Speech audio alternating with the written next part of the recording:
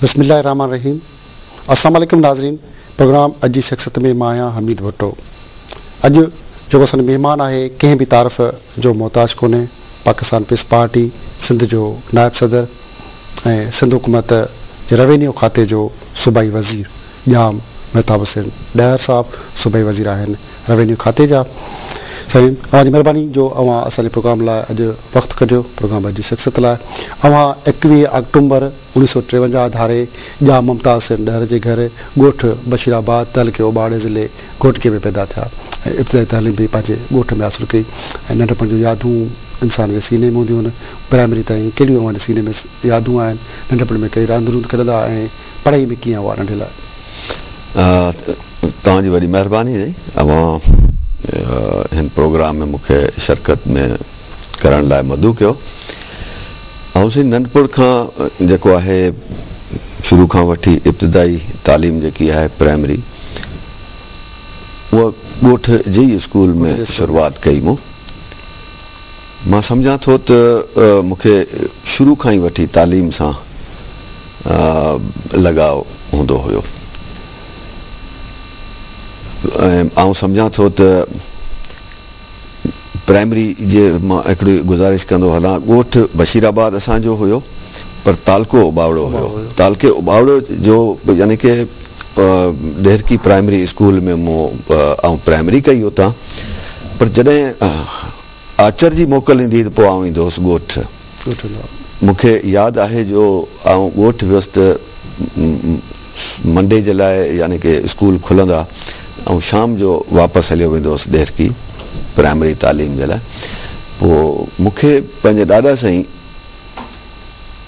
सां मोकिलायो त आउं वञा पियो त मूंखे मना कयईं त न, आउं सम्झी कोन सघियुसि त मूंखे चए थो त न वञो या कुझु देरि तरसो या छा। ऐं शाम दरे हलियो वियुसि डेहरकी ऐं यानी कि पोइ जॾहिं मां नेक्स्ट वीक जॾहिं मोटियुसि त ॾाॾे मूं ते तमामु वॾी नाराज़गी कई त मूं तोखे झलियो तव्हां छो वियो। यानी कि इन हिसाब सां आउं चवंदुसि मुंहिंजो नंढपण खां वठी जेको आहे तालीम जे तरफ़ मुंहिंजो रुझान रहियो ऐं हिकिड़ो जी हाँ बहितर ऐं आउं शुरू खां वठी हिकिड़ो सुठे शागिर्दनि मां तसवुरु कयो वेंदो हुउसि।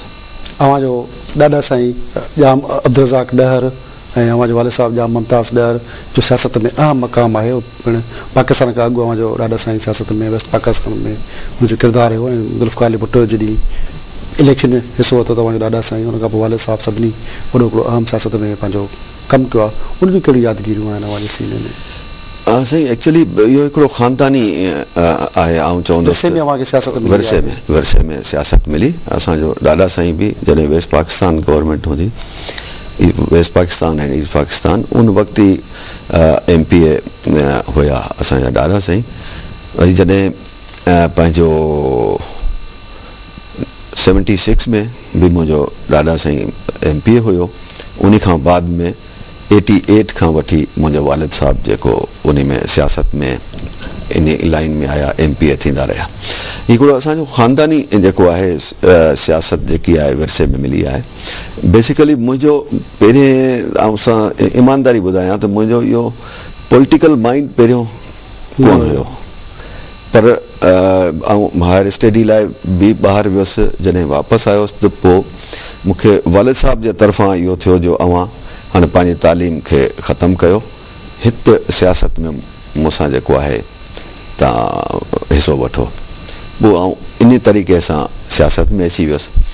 पर मुंहिंजी नज़र में आउं सम्झां थो त मुंहिंजी जेकी फील्ड हुई उहा बि हिकिड़ी तमामु सुठी फील्ड हुई जंहिंमें इंसान ख़िदमत करे नालो कमाए सघियो पिए। पर उन सां गॾोगॾु सियासत बि हिकिड़ी बहितरीनु फील्ड आहे जो दुखी इंसानियत ग़रीब माण्हू जी ख़िदमत करे अगरि उहो जज़्बो रखी करे कमु करे थो, मां सम्झां थो त हीउ बि हिकिड़ो तमामु सुठो आहे।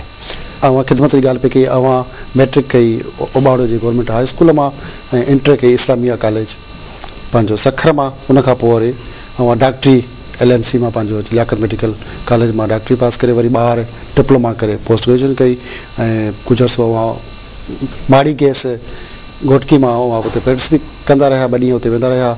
डिज़ीज़ में डिप्लोमा कयो, डॉक्टरी, वरी सियासत जीअं असां वरी ॻाल्हि कई अथव इंसानी ख़िदमत त हिकु बहसत सुठो डॉक्टर थियणु, वरी सियासत, 2 अलॻि फ़र्क़ु आहिनि, जेके पिया ॾिसो। बिल्कुलु आउं अव्हांजी ॻाल्हि सां मुतफ़िक़ आहियां।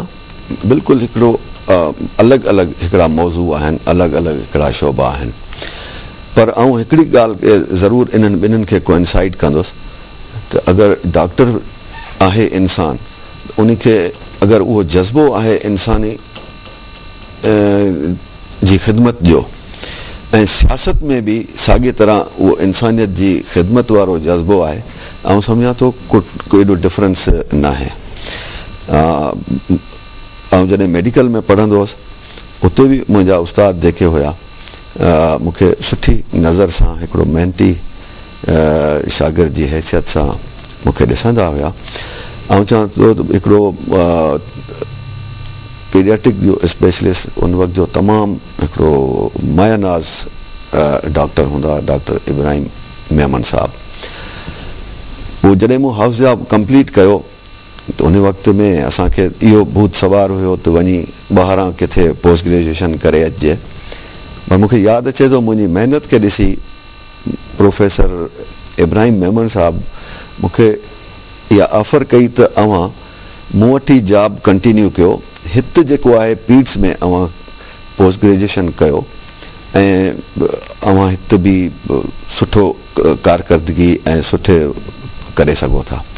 पर उन वक़्त में मां सम्झां थो त हिकिड़ो डिप्लोमा करण जुनून हुयो। हा, सिर्फ़ु डिप्लोमा न, ही त मूं इनिशियल स्टेज में इहो डिप्लोमा कयो, पर एक्चुअली मूंखे अञा स्टडी खे कंटिन्यू करणो हुयो।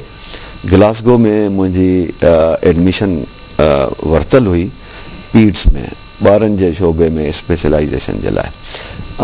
सेमेस्टर में 2-3 महीननि जो वक़फ़ो हुयो, इन करे मूं सम्झो त हाणे वञिजे, को हिते ॿाहिरि ईअं वेहण खां बहितर आहे त माण्हू ॻोठां चकर ॾेई थी ईंदो, ऐं पोइ जॾहिं सेमेस्टर वेझो ईंदो त उन में अची। पर हिते अचण खां पोइ जेको आहे हिकिड़ी सियासत जी गहमा गहमी, मोहतरमा 1986 में पाकिस्तान आई। सियासत उरूज पीस पार्टी जो हिकिड़ो जी ज़ुल्फ़िकार भुट्टो शहादत खां पोइ मोहतरमा जो अचणु, 1986 में अवां पाकिस्तान पीस पार्टी में सरगर्म थिया, 1988 में अवां खे ज़िले घोटकी जो जनरल सेक्रेटरी कयो वियो। त उहो कीअं तजुर्बो हो त ज़िले जी जनरल सेक्रेटरी, वॾो ज़िलो, कीअं कम खे संभालियो अवां पार्टी जो? एक्चुअली कहिड़ो बि कमु हूंदो आहे उनखे ईमानदारी सां करण जी कोशिशि कंदो आहियां। जॾहिं इंसान ईमानदारी जो जज़्बो रखे थो त पोइ सम्झां थो कहिड़ो बि ॾुखियो कमु हुजे त उहो आसान थियो वञे। हालांकि मुंहिंजी हिकिड़ी नई शुरूआति हुई सियासत में, ऐं शुरूआति सां ई गॾोगॾु मोहतरमा जेको आहे मूंखे जनरल सेक्रेटरी जेकी आहे शिप ज़िले घोटकी जी ॾिनी, ऐं सम्झां थो ही मुंहिंजे लाइ हिकिड़ो वॾो एज़ाज़ हुयो। पर ईमानदारी सां जेको आहे पंहिंजे फ़र्ज़ खे निभाईंदे जो आउं आहिस्ता आहिस्ता पोइ तरक़ी कंदो ज़िले जो सदर बि थियुसि। 1996 में ज़िले जा सदर थिया जी, 2008 ताईं तक़रीबन रहिया आहियो जी। ऐं हाणे जेको आहे मुंहिंजी पार्टी जी जेकी लीडरशिप आहे उन मुंहिंजी ख़िदमतुनि खे, मुंहिंजे जेको आहे सियासी जज़्बे खे ऐं पार्टी सां जेके ख़िदमतूं आहिनि उन खे नज़र में रखंदे मूंखे सिंध जो नायब सदर भी मुक़रर कयो आहे। अवां पार्टी में त ज़िले सदर भी रहा, जनरल सेक्रेटरी रहा, सिंध जो नायब सदर आयो। पहिरियों दफ़ो अवां MP थिया 2000 में थिया, ऐं उनखां पोइ 2008 वारी इलेक्शन में अवां मेंबर थिया। हिन वक़्तु उनखां पोइ अवांखे सूबाई वज़ीर पहिरियों दफ़ो कयो वियो। पॉपुलेशन जो हिन वक़्तु सूबाई वज़ीर रेवेन्यू आयो। त जॾहिं अवां वज़ीर थिया, MP थिया पहिरां, त कहिड़ा अहसासात हुआ?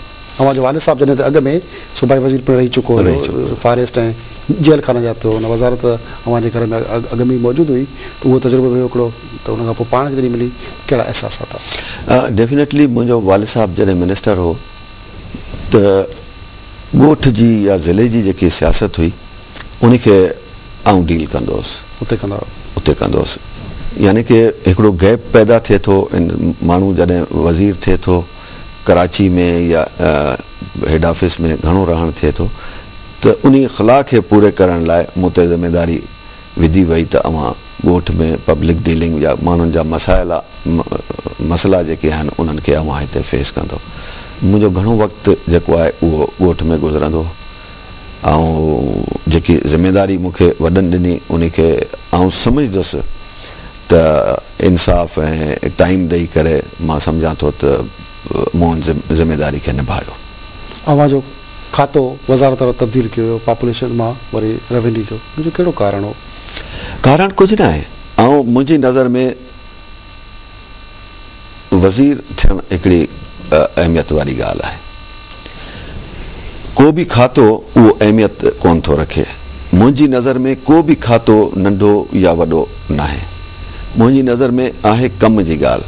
कहिड़े बि खाते में अवां कमु करणु चाहियो था, उनखे सुधारण जी कोशिशि कयो था, मां सम्झां थो हर खातो जेको आहे अहम ऐं वॾो खातो आहे। मूं इब्तिदाई जेके 15 महीना हुया अवां मीडिया वारा बि मुंहिंजा साथी रहियो, मूंसां इलाही अवां जो ताउन रहियो।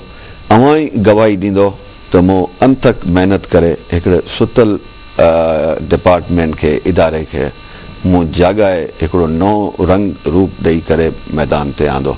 ऐं उन जो आउं अव्हां खे मिसाल ॾींदुसि त सिंध जी तारीख़ में सिंध सूबो बेस्ट अचीवमेंट एवॉर्ड जेको आहे उहो हासिलु कयो। ऐं आउं इहो हिकु दफ़ो वरी थोराइतो आहियां, पंहिंजे हितां जो जेको सेक्रेटरी ऐं ॿियो जेको मुंहिंजो हितां जो अमलो हुयो, जिन जी गॾिजी हिकिड़ी कोशिशूं हुयूं। असीं हिकिड़ो जज़्बो जेको आहे सभु जज़्बे सां हिकिड़ो फैमिली थी कमु कयो त काफ़ी अचीवमेंट बि कयूं, नयूं नयूं ॻाल्हियूं बि उन में असीं इंडल्ज कयूं। ऐं इहो तव्हांखे ॿुधाईंदो हलां त मौजूदा इकनॉमिकल जेके कंडीशन्स आहिनि उन में फेडरल फंडेड प्रोग्राम हूंदो आहे हर सूबे खे। हर सूबे जी जेकी बजट में कटौती कई वई, पर असांजी परफॉर्मेंस ऐं जेकी उन खे ॾिसी करे फेडरल असांखे जेको पहिरें मिलंदो हो फंड उन खां बि 25% वधीक मिलियो। अवां सां ॾाढी ख़ूबसूरत ॻाल्हियूं थियनि पियूं ऐं अवां जी ज़िंदगी ॾाढा काफ़ी इलाहा चाढ़नि जिन ते ॻाल्हायूं था। वक़्तु आहे हिन ब्रेक जो। नाज़रीन, वक़्तु आहे हिन साई जो। असां सां गॾु महिमान आहे जाम मेहताब हुसैन ॾर, सूबाई वज़ीर रेवेन्यू आहिनि ऐं ॾाढी ख़ूबसूरत ॻाल्हियूं अञा हुन जा लाहा चाढ़ा ज़िंदगी जा मुख़्तलिफ़ रुख मौजूदु आहिनि जिन ते अची ॻाल्हायूं था। वठो था नड़ी साई।